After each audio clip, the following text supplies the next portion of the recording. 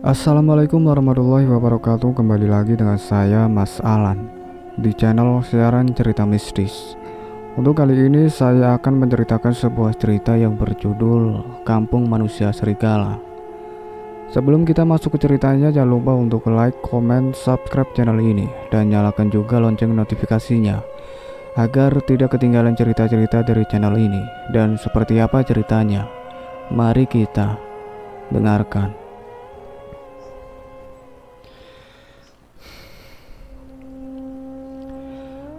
Tujuanku saat ini adalah sebuah desa terpencil, letaknya di pelosok, jauh dari riuh lalu lalang kendaraan. Bahkan untuk mencapai ke sana hanya satu angkutan umum yang ada. Itu pun hanya sampai batas desa.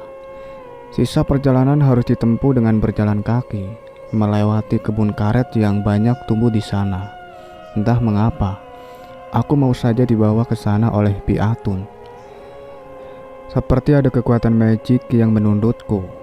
Padahal dari kecil aku tidak pernah mau jika diajak Bi Atun untuk mengunjungi kampung halaman. "Bi, masih jauh ya desanya?" tanyaku sembari mengurut betis yang mulai pegal. Sudah hampir 1 jam kami berjalan kaki dari pinggir desa. "Sebentar lagi Arum, paling sekitar 5 menit lagi kita sudah sampai," jawab Bibi sambil tersenyum. Aku pun kembali berjalan mengikuti langkah Bi Atun yang lebar-lebar. Suasana sudah mulai sepi, hampir tidak ada lagi orang yang berpapasan dengan kami. Senja, memang sudah hampir menjelang waktu maghrib akan tiba. Ternyata benar, apa yang dikatakan Bibi tadi. Sekitar 5 menit dari percakapan terakhir, kami sudah tiba di desa. Lampu-lampu yang berasal dari pelita dan petromak sudah menghiasi rumah-rumah penduduk. Listrik sepertinya belum ada di kampung ini. Hanya ada 1 atau 2 rumah yang memakai generator untuk menyalakan listrik.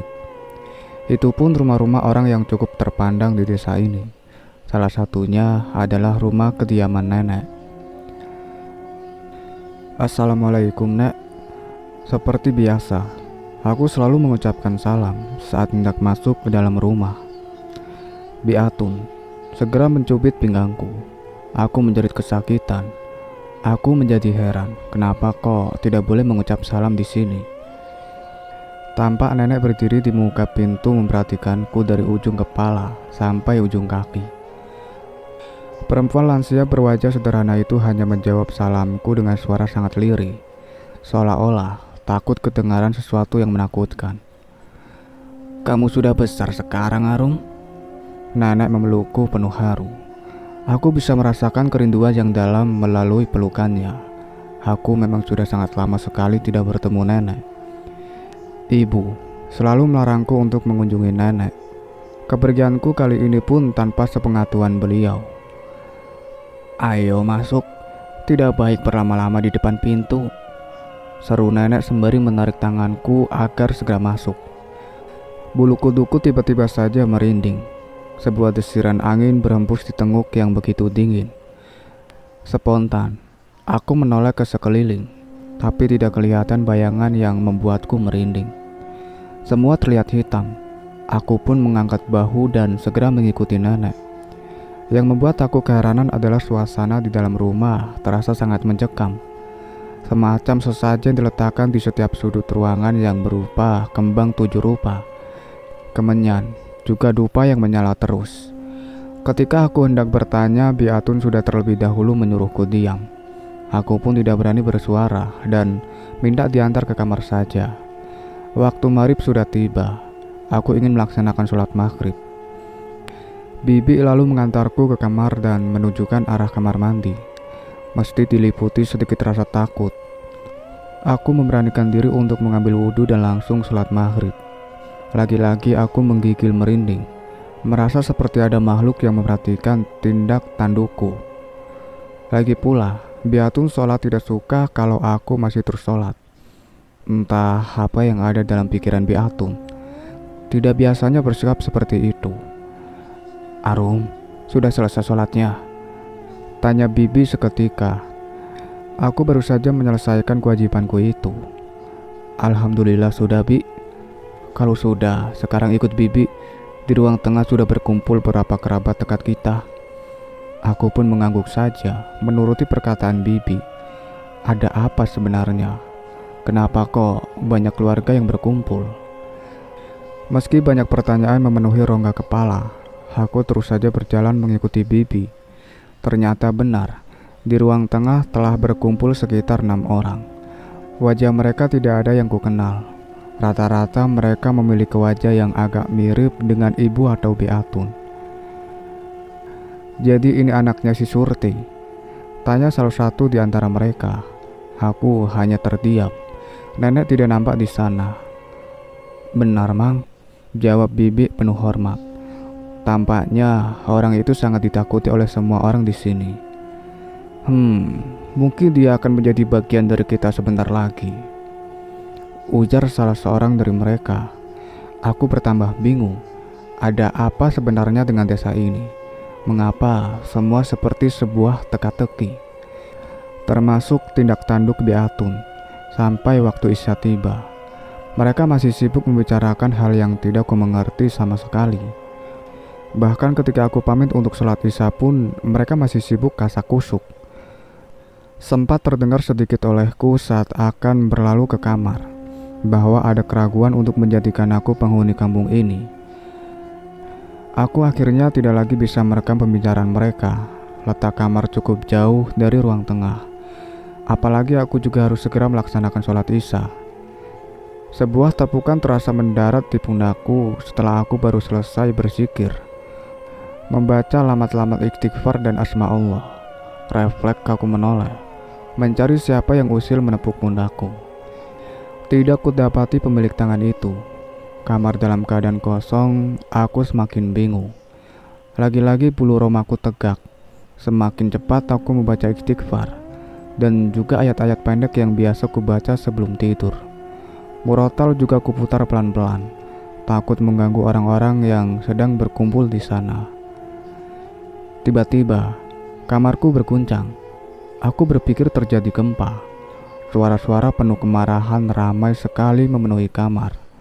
Dulu, ibu pernah mengingatkanku untuk tetap tenang apabila mendengar banyak suara atau sentuhan. Tidak usah takut, pesan ibu saat itu. Terus saja berzikir, pasti mereka tidak akan berani lagi mendekatimu.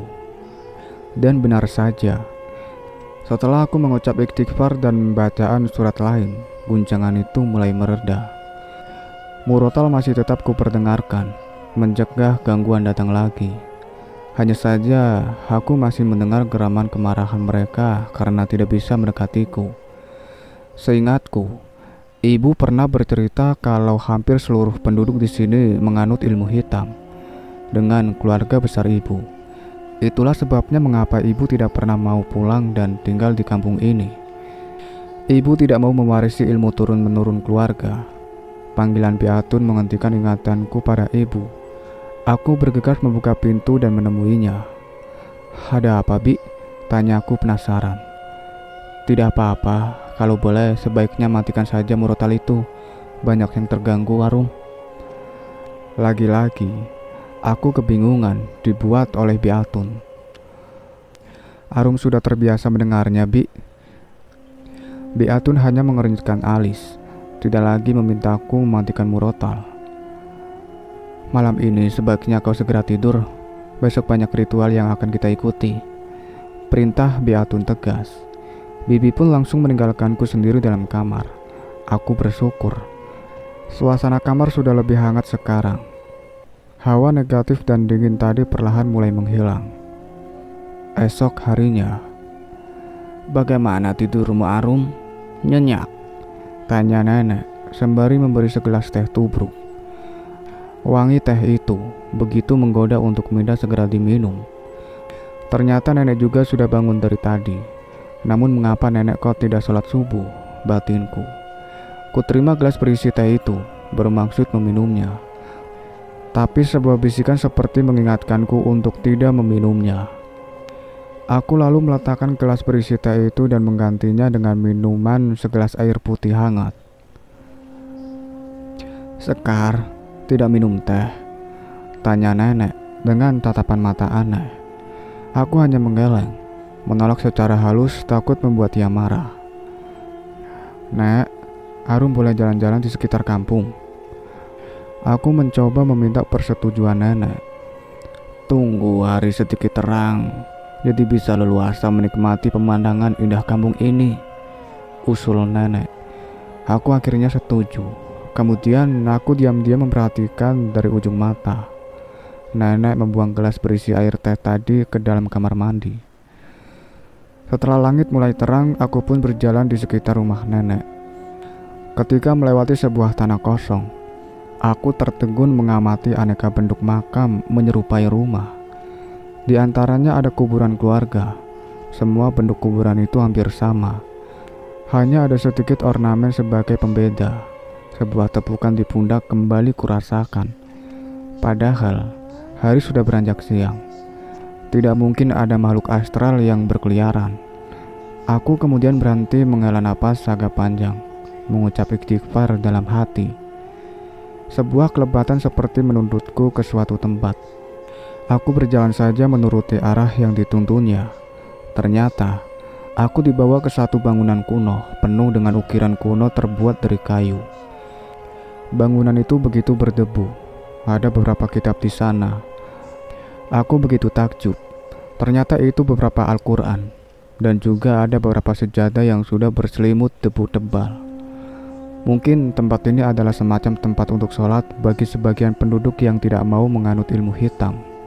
Dugaanku. Soalnya, ibu juga pernah bercerita kalau kakek buyut bersikeras tidak mau mengikuti kepercayaan penduduk di sini hingga akhir hayatnya. Sebuah Al-Quran kuambil dan mencoba membersihkannya dari debu. Tulisannya memang sudah mulai buram. Pasti karena tidak pernah dirawat, jadi lapuk. Aku masih bisa merasakan kehadiran sosok itu tengah menatapku. Tidak ada energi negatif yang beredar. Dia seperti menunjuk pada satu kotak yang tersembunyi di antara tumpukan barang-barang tidak terpakai. Tidak ada keraguan saat mengikuti petunjuknya. Sedikit bergegas ku bersihkan semua tumpukan itu dan membuka kotak kayu berornamen indah itu. Selembar kain berwarna putih tampak terlipat di dalam kotak. Karena penasaran, aku mengambil dan melilitkannya di tubuh. Hawa positif seketika begitu kuat menyelubungi tubuh. Dari ujung mata, aku bisa melihat sosok itu tersenyum sebelum menghilang. Anehnya, kain itu pun seperti menyatu dalam ragaku. Sebuah bisikan kembali terdengar, agar membiarkan saja kain itu terus melekat, sampai aku bisa keluar dari kampung ini nantinya. Sambil memperhatikan orang-orang yang berpapasan, aku terus melangkah kembali menuju rumah nenek.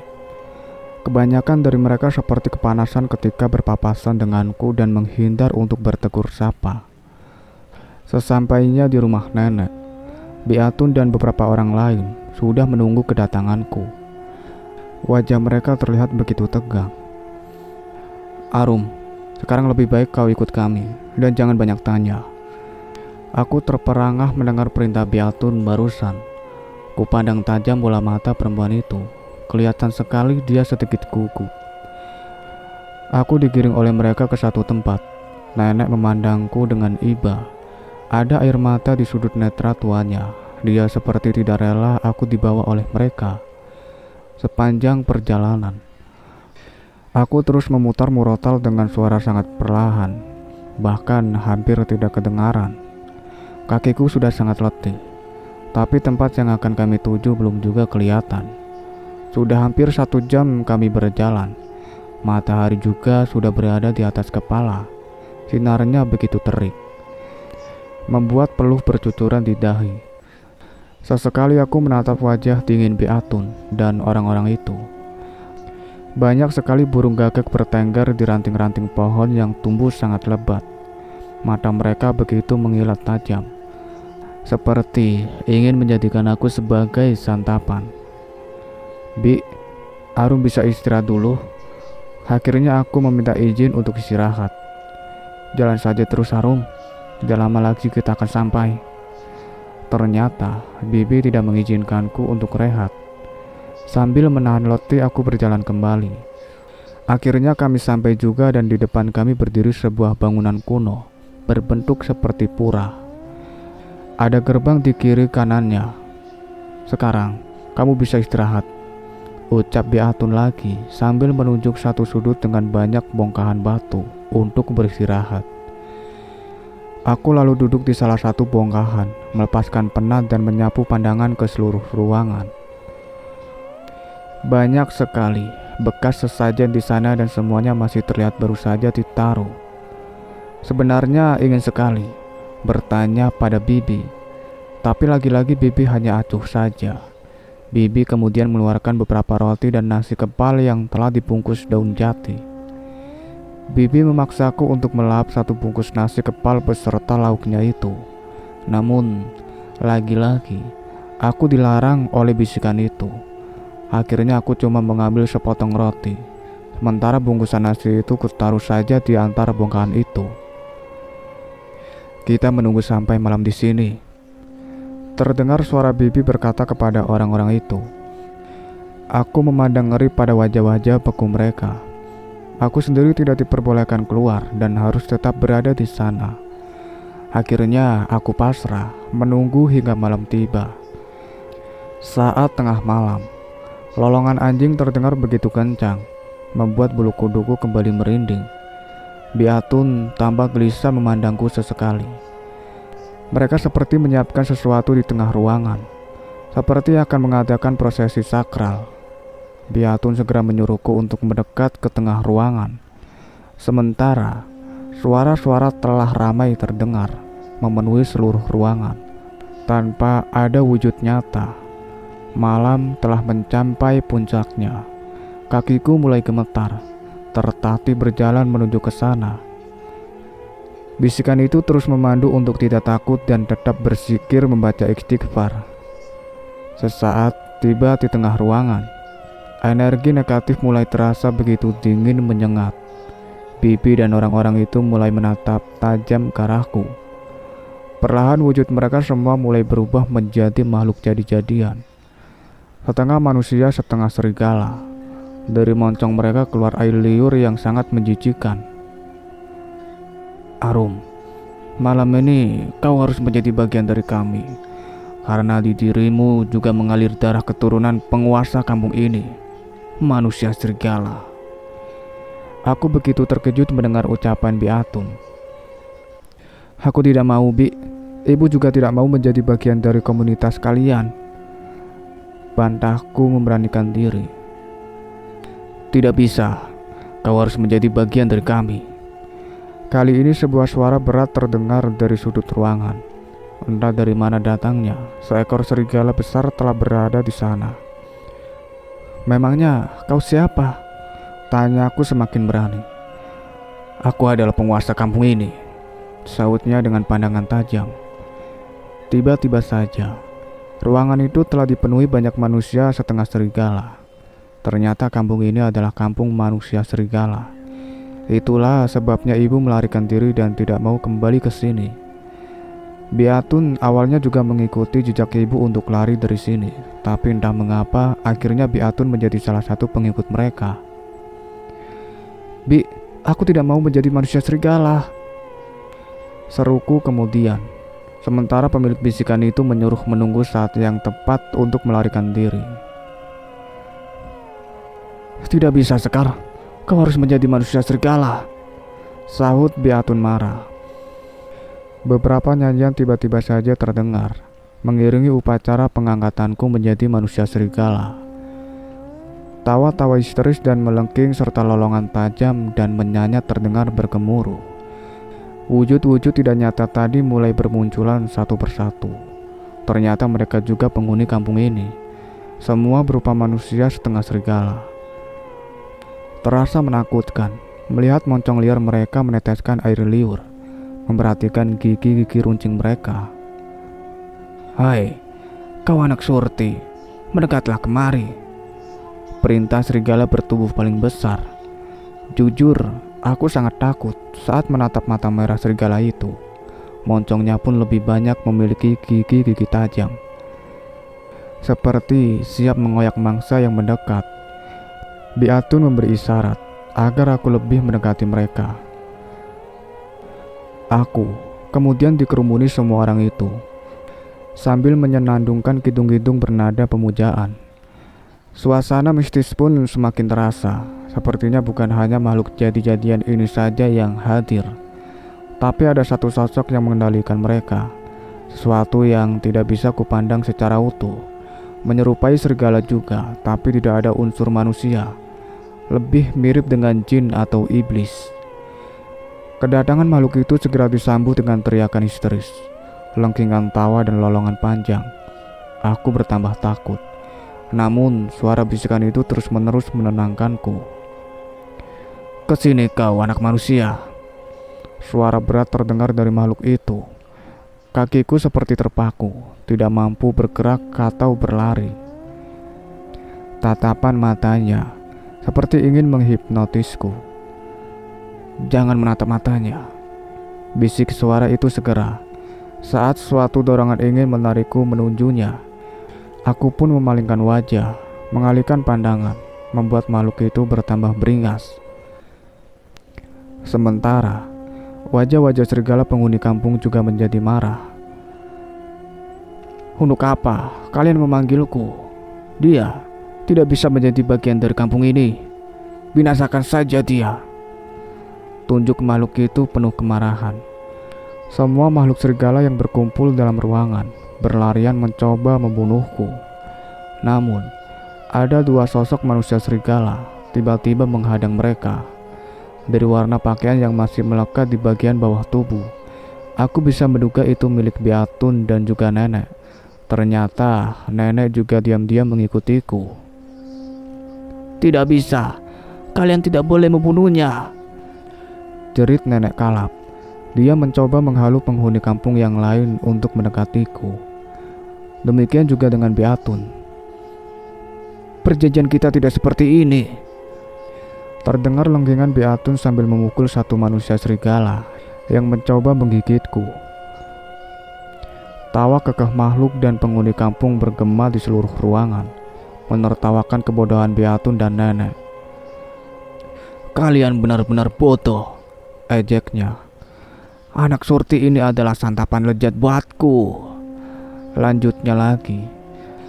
Biatun dan nenek meradang, menghantam penghuni kampung yang ada. Bisikan di telingaku pun menyuruhku untuk segera berlari. Ini sudah saatnya aku meninggalkan desa ini. Aku juga diperintahkan melepaskan lilitan kain putih itu dan melemparkannya ke ruangan. Setelah berada di luar, sesaat aku ragu, tapi pandangan Biatun dan nenek menguatkan tekadku untuk segera keluar. Mereka sepertinya sudah pasrah dengan kutukan yang selama ini mereka terima, menjadi makhluk setengah serigala. Makhluk itu berupaya menutup pintu dan menerjangku saat berlari keluar. Namun sebuah kekuatan seperti menolongku dan membuat makhluk itu terpendal. Bisikan itu menyuruhku untuk terus berlari dan membaca istighfar. Cairan bening menyerupai air mata keluar dari bola mata Biatun dan nenek. Dan juga lolongan menyanyat mereka mengiringi kepergianku. Seperti pesan bisikan itu, setelah berada di luar, aku segera melepaskan lilitan kain berwarna putih dan melemparkannya ke dalam. Aku begitu takjub melihat apa yang terjadi. Kobaran api begitu besar tiba-tiba datang dan menghabiskan semua makhluk yang ada di sana, termasuk Biatun dan nenek. Air mata pun seketika menetes di kedua pipiku.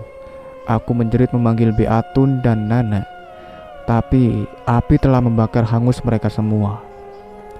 Kemudian, aku dituntut pemilik bisikan itu untuk kembali ke desa yang sudah lenggang dengan penghuninya.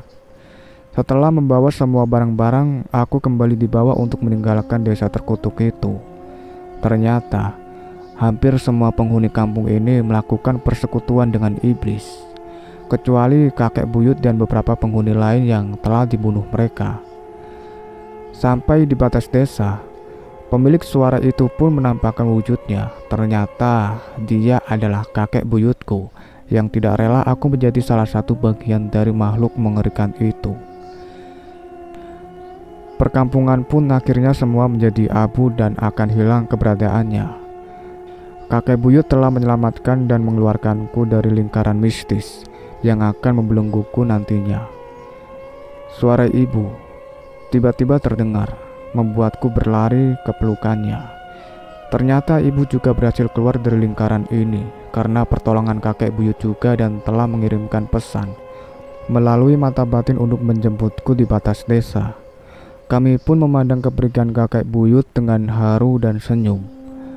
Aku bersyukur akhirnya bisa terbebas dari makhluk menyeramkan itu, meski Biatun dan nenek ikut menjadi korban. Sudah saatnya melepas masa lalu dan menuju masa depan yang lebih baik. Itulah akhir dari cerita yang berjudul Kampung Manusia Serigala. Terima kasih banyak untuk kalian semua yang sudah setia mengikuti cerita ini sampai selesai. Nantikan cerita-cerita terbaru lainnya dari kami. Sebelum Mas Alan pamit, jangan lupa untuk like, comment, subscribe channel ini, dan satu lagi bunyikan loncengnya. See you in the next video. Wassalamualaikum warahmatullahi wabarakatuh.